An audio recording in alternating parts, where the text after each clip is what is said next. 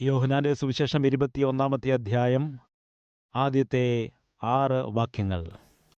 അതിൻ്റെ ശേഷം യേശു പിന്നെയും തിബരിയാസ് കടൽക്കരയിൽ വെച്ച് ശിഷ്യന്മാർക്ക് പ്രത്യക്ഷനായത് ഈ വിധം ആയിരുന്നു. ശിമോൻ പത്രോസും ദിദിമോസ് എന്ന തോമാസും ഗലീലയിലുള്ള കാനയിലെ നഥനയേലും സെബദി മക്കളും അവൻ്റെ ശിഷ്യന്മാരിൽ വേറെ 2 പേരും ഒരുമിച്ച് കൂടിയിരുന്നു. ശിമോൻ പത്രോസ് അവരോട്, ഞാൻ മീൻ പിടിപ്പാൻ പോകുന്നു എന്ന് പറഞ്ഞു. ഞങ്ങളും പോരുന്നു എന്ന് അവർ പറഞ്ഞു. അവർ പുറപ്പെട്ട് പടക് കയറിപ്പോയി. ആ രാത്രിയിൽ ഒന്നും പിടിച്ചില്ല. പുലർച്ചെ ആയപ്പോൾ യേശു കരയിൽ നിന്നിരുന്നു. യേശു ആകുന്നു എന്ന് ശിഷ്യന്മാർ അറിഞ്ഞില്ല. യേശു അവരോട്, കുഞ്ഞുങ്ങളെ, കൂട്ടുവാൻ വല്ലതും ഉണ്ടോ എന്ന് ചോദിച്ചു. ഇല്ല എന്ന് അവർ ഉത്തരം പറഞ്ഞു. പടകിൻ്റെ വലതുഭാഗത്ത് വല വീശുവീൻ, എന്നാൽ നിങ്ങൾക്ക് കിട്ടും എന്ന് അവൻ അവരോട് പറഞ്ഞു. അവർ വീശി. മീനിൻ്റെ പെരുപ്പം ഹേതുവായി അവർക്ക് വലിപ്പാൻ കഴിഞ്ഞില്ല. ഇവിടെ നമ്മൾ ശ്രദ്ധിക്കുമ്പോൾ എന്താണ് കാണുന്നത്? രാത്രി മുഴുവനും അവർ കഷ്ടപ്പെട്ടു, എന്നാൽ അവർക്ക് ഒരു മീനിനെപ്പോലും പിടിക്കാൻ കഴിഞ്ഞില്ല. സൂര്യൻ ഉദിച്ചതായ സമയത്ത് യേശു എവിടെ നിന്നിരുന്നു? പറയൂ. അവനവിടെ കാത്തു നിൽക്കുകയാണ്, കരയിൽ കാത്തു നിൽക്കുകയാണ്. പ്രിയ സഹോദരി, സഹോദര, വീണ്ടും പറയട്ടെ, യേശു ക്രിസ്തുവാണോ അവിശ്വാസിയായ ആ ഒരു തോമാസിനു വേണ്ടി ആ മുറിയിലേക്ക് ഇറങ്ങി വന്നത്? തന്നെ വിട്ടകന്നു പോന്ന തൻ്റെ ശിഷ്യന്മാർക്ക് വേണ്ടി ആ കരയിലേക്ക് വന്നു. അവരെ കാത്തു നിൽക്കുകയാണ്. അവൻ അവരോട് ചോദ്യം ചോദിക്കുകയാണ്. ആ ചോദ്യം എന്താണ്? യേശു കരയിൽ നിന്നിരുന്നു, എന്നാൽ അവർ യേശു ആണെന്ന് തിരിച്ചറിഞ്ഞില്ല. യേശു അവരെ നോക്കിയിട്ട്, കുഞ്ഞുങ്ങളെ, കൂട്ടുവാൻ വല്ലതും ഉണ്ടോ, കഴിക്കുവാൻ വല്ലതും ഉണ്ടോ എന്നവരോട് ചോദിച്ചു. എന്താണ്? തിന്നുവാനായിട്ട് എന്തെങ്കിലും ഉണ്ടോ? ഇല്ലയോ? പറയുക. ഇല്ല. യേശു ശിഷ്യന്മാരോട് ചോദിക്കുകയാണ്, നിങ്ങൾക്ക് കഴിക്കാൻ ആഹാരമുണ്ടോ? നിങ്ങൾ എന്നെ വിട്ടു പിരിഞ്ഞു. ഞാൻ ഏൽപ്പിച്ച ശുശ്രൂഷ വിട്ടുകളഞ്ഞു. എൻ്റെ വാക്കുകളെ മറികടന്നു. നിങ്ങളുടെ ഇഷ്ടം ചെയ്താൽ മതിയെന്ന് പറഞ്ഞു. പഴയ വ്യാപാരം ആരംഭിച്ചു. പഴയ വല വീണ്ടും നിങ്ങളെടുത്തു. പടകിൽ പോയി രാത്രി മുഴുവനും കഷ്ടപ്പെട്ടു. കഴിക്കാൻ എന്തെങ്കിലും ഉണ്ടോ നിങ്ങൾക്ക്? അവരുടെ ഉത്തരം എന്തെന്നറിയാമോ? ഇല്ല കർത്താവേ. ഈ ദിവസം ഇതേ ചോദ്യം ദൈവം നിന്നോടും ചോദിക്കുകയാണ്. ഊണുമുറക്കം ഉപേക്ഷിച്ച് വിയർപ്പൊഴുക്കി ജോലി ചെയ്യുന്നില്ലേ? രാവും പകലും നീ കഷ്ടപ്പെട്ട് ജോലി ചെയ്യുന്നില്ലേ? തിന്നുവാൻ എന്തെങ്കിലും ഉണ്ടോ? നിന്റെ ഉത്തരം എന്താണ്? നീ പഠിച്ചവനാണല്ലോ, നിനക്ക് നല്ലൊരു ജോലിയുണ്ടോ? നിന്റെ ഉത്തരം എന്താണ്? വിവാഹപ്രായമായിരിക്കുന്നുവല്ലോ, നിന്റെ വിവാഹം നടന്നുവോ? ഇല്ല കർത്താവേ. വിവാഹം കഴിഞ്ഞുവല്ലോ, ഉദരഫലമുണ്ടോ? ഇല്ല കർത്താവേ. വിവാഹം കഴിഞ്ഞിരിക്കുന്നുവല്ലോ, നിന്റെ വീട്ടിൽ സമാധാനമുണ്ടോ? 2 പേർക്കും തമ്മിൽ ഐക്യതയുണ്ടോ? 2 പേരും സന്തോഷത്തോടെ ജീവിക്കുന്നുവോ? ഇല്ല കർത്താവേ. നീ സ്കൂളിൽ പോകുന്നുണ്ടല്ലോ, കോളേജിൽ പോകുന്നുണ്ടല്ലോ, നല്ല മാർക്കുകൾ നേടുന്നുണ്ടോ? ഇല്ല കർത്താവേ. വ്യാപാരം നടത്തുകയാണല്ലോ, മുതൽ മുടക്കിയിട്ടുണ്ടല്ലോ, വീടിൻ്റെ പേപ്പർ, വസ്തുവിൻ്റെ ആധാരം ഇവയൊക്കെ പണയം വെച്ചിരിക്കുകയാണല്ലോ, എന്തെങ്കിലും ലാഭമുണ്ടോ? ഇല്ല കർത്താവേ. അന്ന് ശിഷ്യന്മാരോട് കർത്താവ് ചോദിച്ചു, നിങ്ങൾക്ക് കഴിക്കുവാൻ എന്തെങ്കിലും ഉണ്ടോ? അവർ അപ്പോൾ തന്നെ പറഞ്ഞു, ഞങ്ങളുടെ കയ്യിലില്ല. അപ്പോൾ യേശു അവരുടെ ഒരു കാര്യം പറയുന്നു. എന്താണ്? കുഞ്ഞുങ്ങളെ, കൂട്ടുവാൻ വല്ലതുമുണ്ടോ എന്ന് ചോദിച്ചപ്പോൾ അവർ എന്താണ് പറഞ്ഞത്? ഇല്ല, തിന്നുവാൻ ഞങ്ങളുടെ കയ്യിൽ ഒന്നുമില്ല എന്ന് പറഞ്ഞു. അത് കേട്ടപ്പോൾ യേശു എന്താണ് പറയുന്നത്? പടകിൻ്റെ വലതുഭാഗത്ത് പറയുക, വല വീശുവീൻ. രാത്രി മുഴുവനും കഷ്ടപ്പെട്ട് വല വീശുവാനിടയായി. എന്നാൽ വല വലിച്ചപ്പോൾ ചപ്പും ചവറുമല്ലാതെ ഒന്നും കിട്ടിയില്ല. അതേ സമുദ്രത്തിൽ ഇതിനു മുമ്പ് ഒരുപാട് പ്രാവശ്യം പോയി മീനിനെ പിടിച്ചിട്ടുണ്ട്. അതേ പടകുമായിട്ട് പോയിട്ട് അതേ വലയുമായി പോയി ഒരുപാട് മീനെ പിടിച്ചിട്ടുണ്ട്. എന്നാൽ ഇപ്പോൾ മാത്രം ഒന്നിനെയും കിട്ടുന്നില്ല. യേശു അത് കണ്ട് പറയുകയാണ്, നിങ്ങളുടെ വല വലതുവശത്തായിട്ട് വീശുക. യേശു അതുമാത്രമേ പറഞ്ഞുള്ളൂ. അവർ പെട്ടെന്ന് എന്താണ് ചെയ്തത്? പത്രോസേ, പറഞ്ഞത് കേട്ടില്ലേ? വലതുവശത്ത്. അവിടെ തന്നെ വീശാനാണ് പറയുന്നത്. വല വീശി.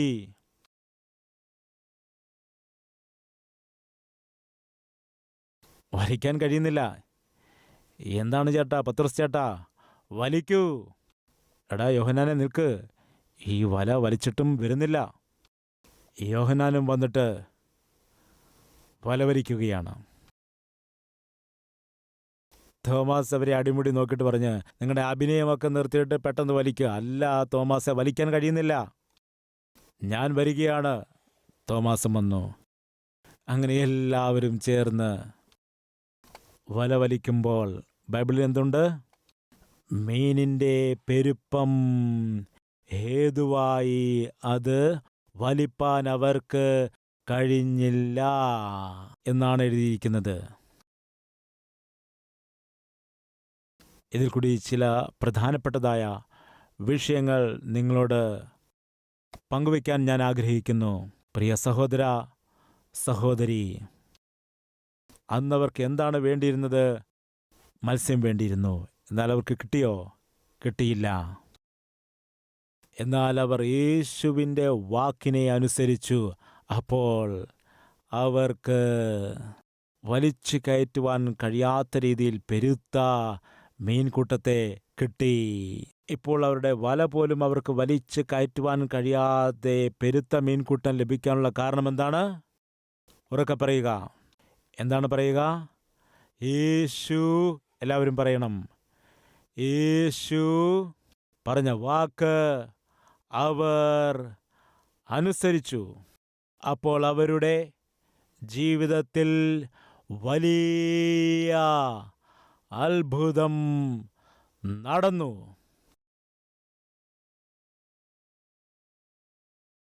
റിക് എന്നു പേരുള്ള ഒരു അന്ധനായ പയ്യനുണ്ടായിരുന്നു. 13 വയസ്സ് പ്രായമുള്ളപ്പോൾ കണ്ണുപോയതാണ്.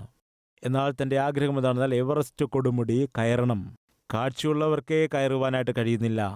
എവറസ്റ്റ് കൊടുമുടി കയറാൻ ശ്രമിച്ചവരിൽ 90% ആളുകളും പരാജയപ്പെടാനിടയായി. കയറുവാനുള്ള ശ്രമത്തിനിടയിൽ ഒരുപാട് പേർക്ക് ജീവനും നഷ്ടമായിട്ടുണ്ട്. എന്നാൽ ഈ അന്ധനായ മനുഷ്യൻ എവറസ്റ്റ് കൊടുമുടി കീഴടക്കണമെന്നുള്ള വലിയൊരു ദാഹം, വലിയൊരു അംബീഷൻ ഉള്ളിലുണ്ടായി. എന്തു ചെയ്തെന്നറിയാമോ? 2001 മെയ് 21 ഈ അന്ധനായ റിക് എന്ന വ്യക്തി എവറസ്റ്റ് കൊടുമുടിയെ കീഴ്പ്പെടുത്താനിടയായി, റെക്കോർഡ് സൃഷ്ടിക്കാനിടയായി, ലോകത്തെ മുഴുവനും അത്ഭുതപ്പെടുത്തി. മീഡിയക്കാർ വന്ന് അത്ഭുതത്തോട് ചോദിച്ചു, എന്താണ് സംഭവിച്ചത്? കാഴ്ചയുള്ളതായ ആളുകൾക്ക് 90% ആളുകൾക്കും കയറുവാനായിട്ട് കഴിയുന്നില്ല. എന്നാൽ കാഴ്ചയില്ലാത്ത നിങ്ങൾക്ക് എങ്ങനെയാണ് കീഴടക്കാൻ കഴിഞ്ഞത്? എങ്ങനെയാണ് സാധ്യമായത്? ഈ അസാധ്യത്തെ എങ്ങനെയാണ് സാധ്യമാക്കി റെക്കോർഡ് സൃഷ്ടിക്കാനിടയായത്? അത് കേട്ടപ്പോൾ അദ്ദേഹം എന്തു പറഞ്ഞെന്നറിയാമോ? എനിക്ക് ഈ എവറസ്റ്റ് കൊടുമുടി കീഴടക്കണം എന്നുള്ളതായ ആ ദാഹം ഉണ്ടായിരുന്നു. എന്നാൽ അതെനിക്ക് സാധിക്കില്ലായിരുന്നു. എന്നാൽ ആ സാധ്യമായതിനെ എൻ്റെ ജീവിതത്തിൽ എങ്ങനെ ഞാൻ സാധിച്ചെടുത്തു എന്നറിയാമോ? ആരാണോ എൻ്റെ മുൻപിൽ നടക്കുന്നത് ആ വ്യക്തിയോട് ഞാൻ പറഞ്ഞു, നിങ്ങളുടെ നടുവിലായിട്ട് ഞാനൊരു മണി കെട്ടിയിടും. എന്താണ്? ഒരു മണി കെട്ടിയിടും. ആ മണി ശബ്ദം കേൾക്കാതിരുന്നാൽ ഞാൻ അവിടെ നിൽക്കും. ആ ശബ്ദം വലത്തോട്ട് പോയാലോ ഞാനും അങ്ങോട്ട് പോകും. അതുപോലെ മണി ശബ്ദം ഇടത്തേക്ക് പോകുകയാണെങ്കിൽ എന്തു ചെയ്യും? ഞാനും അത് കേട്ട് ഇടത്തേക്ക് പോകും. നിൽക്കുകയാണെങ്കിൽ ഞാനും നിൽക്കും. മുൻപോട്ട് പോവുകയാണെങ്കിൽ ഞാനും മുൻപോട്ട് പോകും. അതേസമയത്ത് എൻ്റെ മുൻപിലുള്ള വ്യക്തി റൈറ്റിലേക്ക് പോവുകയാണ് എന്ന് പറയുമായിരുന്നു. അപ്പോൾ ഞാനും പോകുമായിരുന്നു. എപ്പോഴും പറയുന്നത് തനിക്ക് ബുദ്ധിമുട്ടായതുകൊണ്ടാണ് ഈ മണി കെട്ടിയിട്ടിരിക്കുന്നത്. ആ മണിയുടെ ശബ്ദം ഞാൻ ശ്രദ്ധിച്ച് കേട്ട് അദ്ദേഹത്തെ പിന്തുടർന്നുകൊണ്ട് അദ്ദേഹം പോകുന്ന വഴിയിലെ പതിയെ ഞാൻ പോകുമായിരുന്നു. ആ ശബ്ദം കേട്ടുകൊണ്ട് അയാളുടെ സ്വരം കേട്ടുകൊണ്ട്, ആ മണിയടി ശബ്ദം കേട്ടുകൊണ്ട് ഞാൻ പോയതുകൊണ്ട് എവറസ്റ്റ് കൊടുമുടി എനിക്ക് കീഴടക്കുവാൻ കഴിഞ്ഞു. അദ്ദേഹം പറയുകയാണ്, എനിക്ക് അസാധ്യമായിരുന്നതായ ഈ വലിയ കാര്യം ഞാൻ സാധിച്ചെടുത്തത് എങ്ങനെയാണെന്ന് ചോദിച്ചാൽ, എൻ്റെ മുൻപിൽ നടന്നു പോയതായ ആ വ്യക്തിയുടെ ശബ്ദം ഞാൻ കേട്ടതുകൊണ്ടാണ്. ഒരു മനുഷ്യന്റെ സ്വരത്തെ കേട്ടപ്പോൾ തന്നെ തൻ്റെ ജീവിതത്തിൽ അസാധ്യത്തെ സാധ്യമാക്കാൻ കഴിഞ്ഞുവെങ്കിൽ, എന്നെയും നിങ്ങളെയും പ്രാണനെ പോലെ സ്നേഹിച്ചവനായ കർത്താവായ യേശുക്രിസ്തുവിൻ്റെ ശബ്ദം ഞാനും നിങ്ങളും കേട്ടാൽ നമ്മുടെ ജീവിതത്തിലെ അസാധ്യം സാധ്യമാകാനിടയാകും. വിശ്വസിക്കുന്നവർ എന്തു ചെയ്യണം?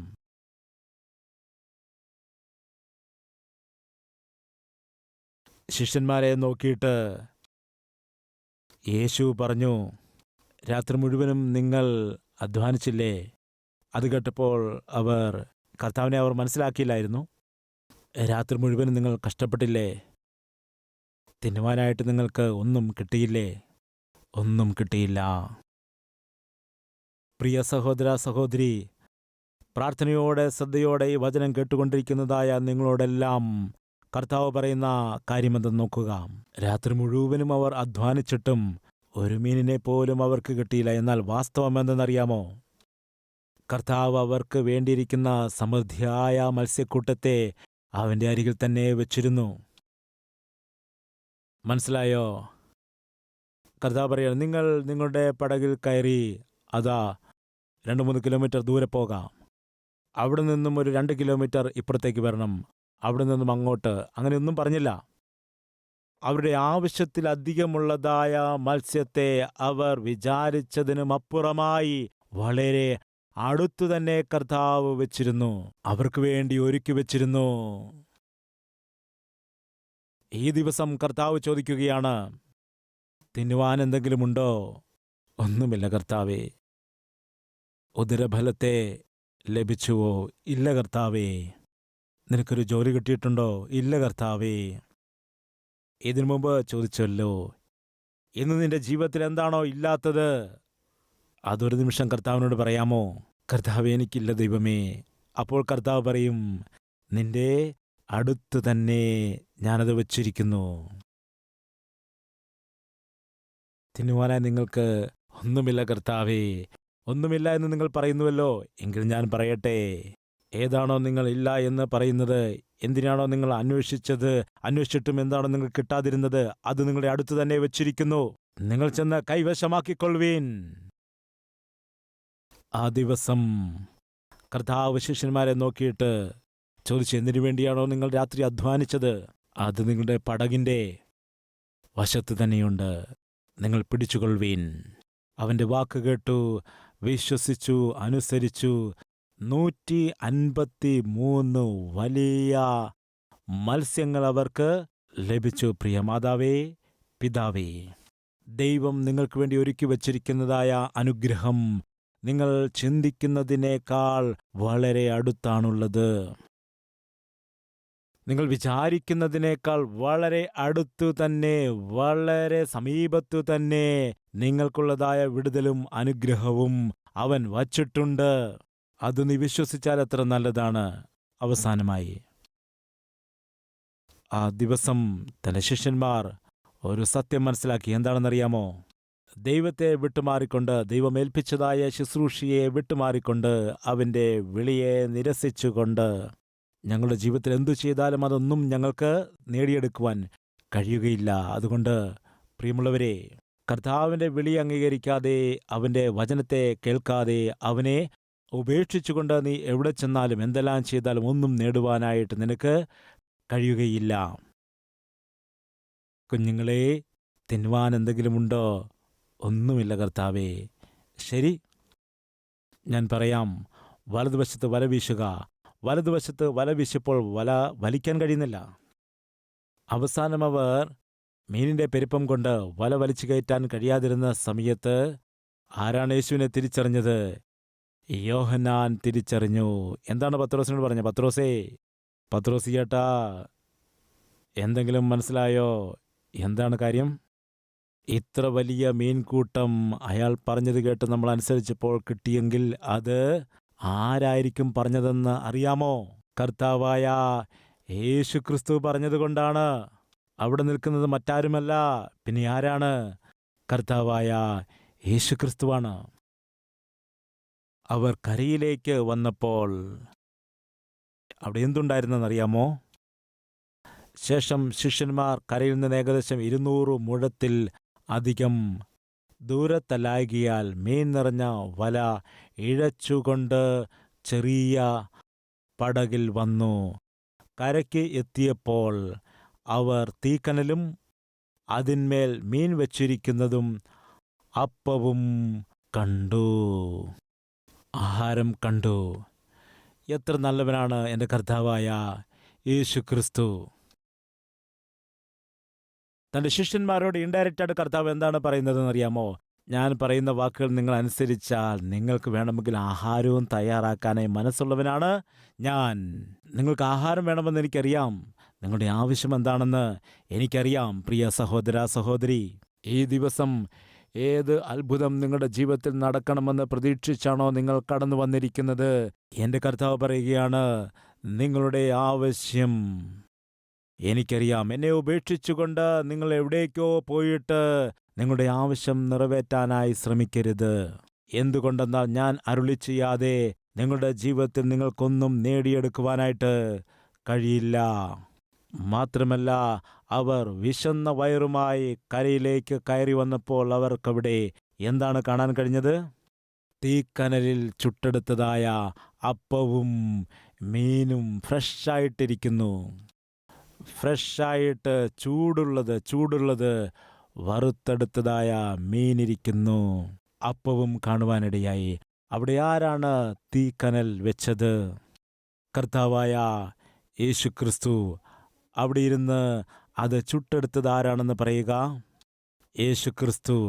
അപ്പം ചുട്ടെടുത്തത് ആരാണെന്ന് പറയുക? യേശു ക്രിസ്തു. തന്നെ ഉപേക്ഷിച്ചുകൊണ്ട് രാത്രി മുഴുവൻ അധ്വാനിച്ച് മത്സ്യം പിടിക്കാൻ പോയ ആ ശിഷ്യന്മാർ, അവർക്ക് കഴിക്കാൻ ആഹാരമുണ്ടാക്കാൻ അന്ന് പാചകക്കാരനായിട്ട് പാചകം ചെയ്തത് ആരാണെന്നറിയാമോ? എൻ്റെ കർത്താവായ യേശു ക്രിസ്തു. മനസ്സിലാകുന്നുണ്ടോ പ്രിയ സഹോദര, സഹോദരി? എൻ്റെ കർത്താവ് നിന്നെ പ്രാണനെ പോലെ സ്നേഹിക്കുന്നു. നിന്നെ രക്ഷിക്കുവാനായി അവൻ ദാസരൂപമെടുക്കാനിടയായി. നിങ്ങൾ അവനെ വിട്ട് അകന്നു പോയപ്പോഴും നിങ്ങളുടെ ആവശ്യങ്ങൾ നിറവേറ്റുവാനായി വേണമെങ്കിൽ അവൻ അവർക്ക് വേണ്ടി ആഹാരമൊരുക്കുന്ന ഒരു പാചകക്കാരനായി അന്ന് ആ ശിഷ്യന്മാർക്ക് വിശന്നു വലഞ്ഞ അവർക്ക് വേണ്ടി കർത്താവ് ആഹാരമൊരുക്കി. പ്രിയ സഹോദര, സഹോദരി, ശ്രദ്ധിക്കൂ. നിങ്ങൾ അവൻ്റെ വാക്കുകൾ കേട്ടാൽ മതി. നിങ്ങളുടെ സകല ആവശ്യങ്ങളും എൻ്റെ കർത്താവ് അത്ഭുതകരമായി നിറവേറ്റും. അവൻ്റെ വാക്ക് തിരസ്കരിച്ചുകൊണ്ട് അവനെ ഉപേക്ഷിച്ചുകൊണ്ട് നിങ്ങൾ അകന്നു പോവുകയാണെങ്കിൽ നിനക്ക് നിരാശയും ആകുലതയുമായിരിക്കും ഉണ്ടാകുന്നത്. പ്രിയമുള്ളവരെ, നിങ്ങൾക്ക് ആവശ്യമായിരിക്കുന്നതായ മറുപടി പ്രിയ സഹോദര, സഹോദരി, കേൾക്കുന്നുണ്ടോ? നിങ്ങൾക്ക് എന്താണ് ആവശ്യമുള്ളത്? അന്ന് ശിഷ്യന്മാർക്ക് ആവശ്യമുള്ളത് എന്തായിരുന്നു? ആഹാരം. ആഹാരത്തിന് വേണ്ടി എവിടേക്കാണ് പോയത്? ദൈവത്തിൻ്റെ വാക്കിനെ മറികടന്ന് സമുദ്രത്തിൽ മത്സ്യം പിടിക്കാൻ രാത്രിയിൽ പോയി. എന്നാൽ ആഹാരം എവിടെയായിരുന്നു പറയുക? യേശുക്രിസ്തുവിൻ്റെ പാദത്തിൻ്റെ അരികിൽ ആയിരുന്നു ആഹാരമുള്ളത്. അതിൻ്റെ അർത്ഥം എന്താണ്? നിനക്ക് എന്തെങ്കിലും ആവശ്യമുണ്ടെങ്കിൽ അത് നേടിയെടുക്കാൻ ഏതെങ്കിലും ഇടത്ത് ചെന്ന് പരിശ്രമിച്ചാലും നിങ്ങൾക്ക് ആവശ്യമുള്ളത് കർത്താവായ യേശുവിൻ്റെ പാദപീഠത്തെങ്കിലാണ് ലഭിക്കാനിടയാകുന്നത്. ഇപ്പോൾ ശുഭവാർത്ത എന്താണെന്ന് വെച്ചാൽ നമ്മളെല്ലാവരും എവിടേക്കാണ് വന്നിരിക്കുന്നത്? കർത്താവായ യേശുവിൻ്റെ പാദത്തിനരികിലാണ് വന്നിരിക്കുന്നത്. നിങ്ങൾക്കെന്താണ് ആവശ്യമായിരിക്കുന്നത്? അത് ഈ ദിവസം കർത്താവ് നിങ്ങൾക്ക് വേണ്ടി ഒരുക്കി വച്ചിരിക്കുന്നു. ഇതിനു മുമ്പ് എന്താണ് പറഞ്ഞത്? കർത്താവ് അവരോട് എന്താണ് ചോദിച്ചത്? കുഞ്ഞുങ്ങളെ, നിങ്ങൾക്ക് കൂട്ടുവാൻ എന്തെങ്കിലുമുണ്ടോ? കർത്താവ് ചോദിച്ചില്ലേ? ചോദിച്ചതായ കർത്താവ് അവർക്ക് ആവശ്യമുള്ള ആഹാരം ഒരുക്കി വെച്ചോ ഇല്ലയോ? അവർക്കുണ്ടാക്കി വെച്ചോ ഇല്ലയോ? പാചകം ചെയ്തോ ഇല്ലയോ?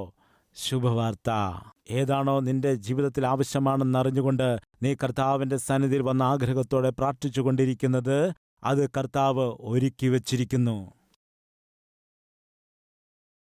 അവർക്ക് ആഹാരം വേണമായിരുന്നു. ആ ആഹാരത്തെ കർത്താവ് എന്തു ചെയ്തു?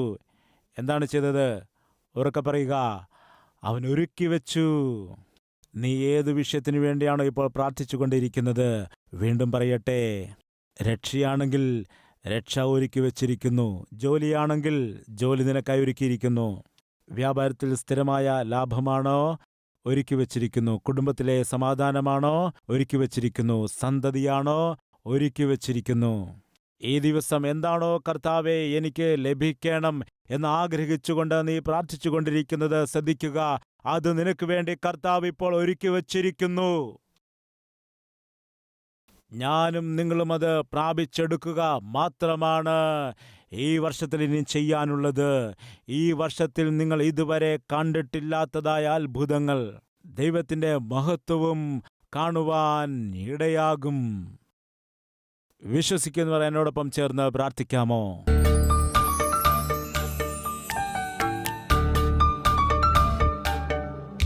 കർത്താവേ, യേശുവേ, ഞങ്ങളായിരിക്കുന്ന നിലയിൽ ഞങ്ങളുടെ ജീവിതം നിന്റെ കൈകളിലേക്ക് സമർപ്പിക്കുകയാണ്.